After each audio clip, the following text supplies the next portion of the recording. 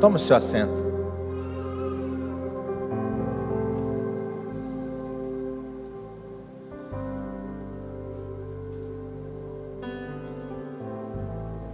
Eu quero compartilhar uma palavra com você que está em Gênesis. Eu não vou ler o texto. Eu só quero que... Eu já falei disso aqui antes, mas eu quero... O Senhor ministrou algo no meu coração e eu quero poder repartir isso com você novamente. Quando Deus formou o jardim, quando Deus plantou o jardim, quando Deus, de fato, de verdade, foi lá e construiu o jardim, Ele plantou toda sorte de árvores. A Bíblia diz que tinha árvores agradáveis aos nossos olhos. Eu imagino que todas as vezes que você passa num lugar cheio de plantas, cheio de árvores, né, você fica assim, nossa, que lindo. Então a Bíblia diz que no jardim, no Éden, tinha muitas coisas bonitas. E a Bíblia diz que Deus plantou duas árvores em especiais: a árvore do conhecimento do bem e do mal e a árvore da vida. A árvore do conhecimento do bem e do mal aponta para a independência, aponta para se afastar da presença de Deus. Agora, escute o que eu vou te dizer aqui. Deus disse para Adão assim: de toda árvore do jardim você pode comer livremente, mas da árvore do conhecimento do bem e do mal, dela não comerás, porque no dia em que você comer, certamente você morrerá. O que Adão fez? Adão foi lá e comeu. Adão foi lá e, de fato, experimentou de algo que ele não deveria experimentar. Sabe, irmãos, presta atenção aqui em mim. Presta atenção aqui em mim. Tem um berçário ali, ó, irmã. Fica lá no berçário com ele. Os diáconos, dão uma ajuda para mim, fazendo um favor. Ajuda ela a ir lá, acompanhar ela com o berçário. Então, olhe para mim aqui. Olhe para mim, olha para mim. A árvore do conhecimento do bem e do mal aponta para a provisão. Fala comigo, provisão. Quem plantou o jardim foi Deus. Foi Deus que plantou o jardim. O homem não fez nada. O homem não jogou uma semente, ele não regou nem nada. Sabe o que Deus estava dizendo para Adão? Olha, Adão, no meio da provisão que eu te dei, no meio da prosperidade que eu te dei, existe algo que você não pode comer. E eu não quero aqui dizer que esse algo seja dízimo, seja oferta, seja primícia, não vou entrar nesse detalhe. Eu só quero te alertar para uma coisa nessa noite: no meio da provisão que Deus te dá, existe algo que você não pode comer. E se você comer, meu irmão, isso vai gerar morte na sua vida. Você está aí? Diga amém. Isso vai gerar morte. Porque tudo que nós... Quando Deus nos dá semente, Ele nos dá semente para semearmos. A Bíblia, você vai ver lá em Coríntios, quando o apóstolo Paulo diz o seguinte: aquele que dá semente ao que semeia, e pão para comer. Aquele que dá semente ao que semeia, e dá pão para comer. Então preste atenção. Quem gosta de semear? Quem gosta de semear? Poucas pessoas, né? Como que você vai colher se você não gosta de semear? Então vou perguntar novamente: quem gosta de semear? Então pronto, fala comigo: Deus vai me dar sementes. Agora eu vou fazer outra pergunta: quem gosta de comer? Poucas pessoas também, né? Não acho que é poucas não, porque tem uns aí que tá igual eu assim, ó. Então, nós gostamos de comer também. O que você precisa aprender? Quando Deus colocar algo nas suas mãos, seja 10 reais, seja 50, seja 1000, seja 1 milhão, antes de você dizer assim, ó, vou comprar aquele jogo de panela, em vez de você falar assim, ó, vou comprar aquele sapato, pergunte para Deus: isso aqui é semente ou isso aqui é pão?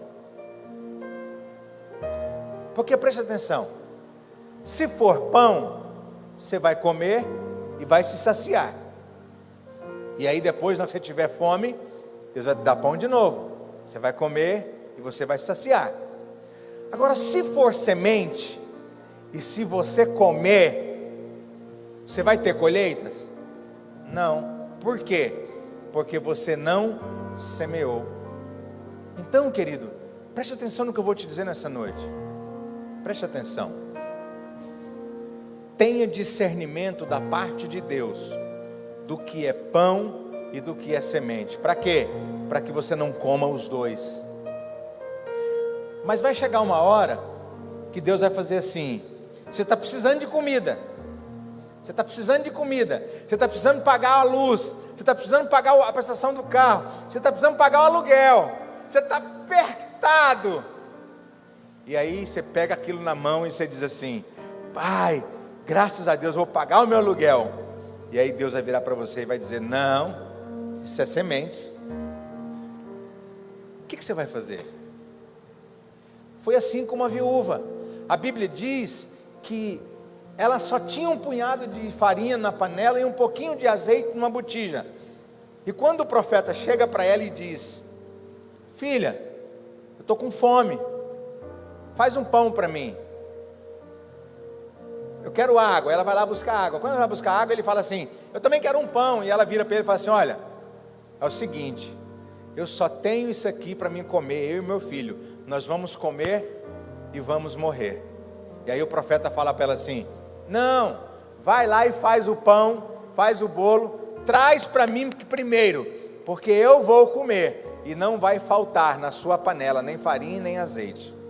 Então escuta o que eu vou te dizer. Vai chegar momentos que Deus vai colocar sementes na sua mão, e esses serão momentos que você estará precisando de pão. Você estará precisando pagar uma luz, uma água, um telefone, um aluguel, alguma coisa, e Deus vai dizer para você assim: não pague, isso é para você semear. Então eu encerro dizendo para você o seguinte: Adão não fez nada para ter aquele jardim da provisão, mas Deus disse para ele: no meio da provisão tem algo que você não pode comer. Se você comer, você vai morrer. E aí, quando nós entendemos o que é provisão e o que é semente, chegar a hora que Deus vai dizer para você: isso é semente, isso é pão. E aí vai chegar a hora que você vai ter a semente e vai ter a necessidade. A semente e o quê? A necessidade. E o que eu quero te ensinar por último? Não viva por necessidade. Não viva por necessidades. Viva pela fé. Eu vou dizer novamente, porque os irmãos, está saindo som nesse microfone aqui. Não viva por necessidade, viva por fé. Porque a Bíblia diz que o justo viverá por fé. E se ele recuar, diz o Senhor, a minha alma não tem prazer nele. Pastor, e se, alguns vão falar para mim assim: pastor, e se eu não tiver o dinheiro para pagar? Eu sempre falo para os irmãos assim: eu não trabalho com o si. Eu nem penso nessa hipótese. Eu só penso na hipótese de Deus fazer. Porque Deus é fiel, irmãos. Então você precisa gerar no seu coração fidelidade. Mas você precisa crer que Deus é poderoso para fazer na sua vida muito mais do que você imagina. Amém, irmãos? Amém, irmãos? Amém. Vocês estão aí hoje? O pregador está animado para pregar, mas eu estou achando que vocês estão assim. Eu quero contar um testemunho bem simples, bem simples. O carro da pastora Keila, eu comprei um carro para ela uns 3 meses atrás, 3, 4 meses, e ela andou no carro uma vez, só uma, e o carro foi para a oficina e até hoje não saiu. Não é um Renault, né? Porque se fosse um Renault não estava na oficina desse jeito, né? Se você quer comprar um Renault, só você falar com o Marco ali, ele te vende lá na concessionária. Mas aí, essa semana, nós íamos ficar sem carro. Aí uma pessoa falou para mim assim: não, pastor, não é da igreja essa pessoa. Falei: não, pastor, não é ovelha, não é da igreja, não é nada. Eu tenho mais carro lá, pode ficar com esse carro aqui.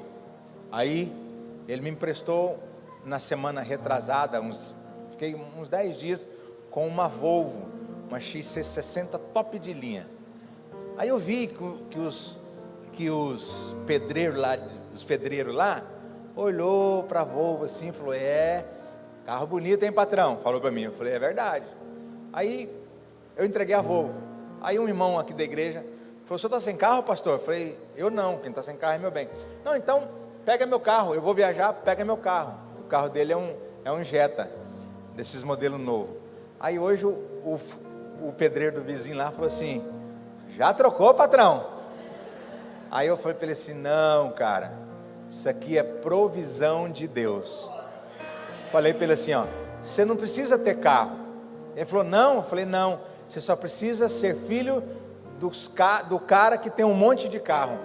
E aí ele toca no coração das pessoas, as pessoas te emprestam carro. Esse carro não é meu, não. Eu até falei para o pastor hoje, né, pastor? Eu fui buscar o pastor no apoio e falei assim: pastor, esse carro aqui para, o trem apaga, não sei nem como é que é esse negócio aqui, mas esse carro não é meu, não. O que eu quero dizer para você? Deus se preocupa até nas mínimas coisas na sua vida. Entenda isso. Entenda isso. Deus é capaz de usar alguém para te dar um carro. Deus é capaz de usar alguém para pagar a sua luz. Deus é capaz de usar alguém para pagar a prestação do seu carro. Hoje um irmão me mandou uma mensagem, e aí o irmão falou para mim assim: pastor, você tem que pagar a parcela do carro esse mês. Eu falei: ué, mas eu não tenho que pagar mês que vem? Ele falou: não, pastor, já paguei de dezembro, já paguei de janeiro, paga de fevereiro. Eu falei: por que você não me falou? Eu falei: não, porque eu já tinha pago. Então, levanta sua mão, deixa eu profetizar. Deus vai levantar pessoas para pagar a parcela do seu carro, para pagar a prestação da sua casa, para pagar o seu aluguel, para fazer compra para sua casa, abrir uma porta na sua empresa, abrir uma porta nos seus negócios. Deus vai usar pessoas, meu irmão, para te dar uma casa, para te dar uma viagem de lua de mel, uma viagem de férias com a sua família. Deus é fiel, coloque diante dele, seja fiel com ele, e ele será fiel com você, para a glória do Senhor, amém? Então, debaixo desse espírito de fidelidade e de fé, sai do seu lugar, venha ao altar do Senhor, mas venha com alegria, com alegria. Maravilhosa graça, teu amor que não falha, tomou meu lugar, levou a minha cruz, teu sangue me salvou, minha dívida pagou.